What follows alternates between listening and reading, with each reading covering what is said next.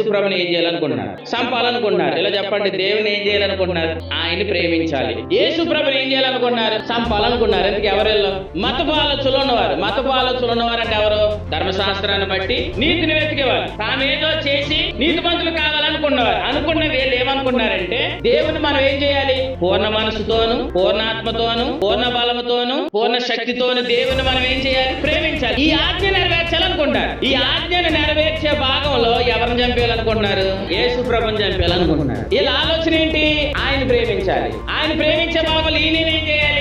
చంపేయాలి. అంటే మతం ఏం చేస్తుంది? దేవుని ప్రేమించాలని అంటూనే సహోదరుని ఏం చేస్తుంది? తునీకరిస్తున్నారు. దేవుని ప్రేమించాలంటూనే చంపేస్తున్నారు. కయీన్ హేబేల్ ఎందుకు చంపేశాడు? ఈ భాగంలోనే చంపేశాడు. దేవుణ్ణి ప్రేమిస్తున్నాం అంటే ఏళ్ళు కడిగితే మీకు దేవుడు అంటే ఇష్టమేనా? ఆ దేవుడు అంటే మాకు చాలా ఇష్టం అండి. మేము ఏదైనా దేవుని కొరకు ఏది చేయడానికైనా మేము సిద్ధమేనండి. అవసరమైతే నరులు చంపేసి దేవుని సేవ అంటారు. నరులు చంపేసి దేవుని సేవ అంటే మత వారిని ఎంత భయంకరమైన స్థితిలోకి తీసుకుని వెళ్ళిపోతుంది చూసారా?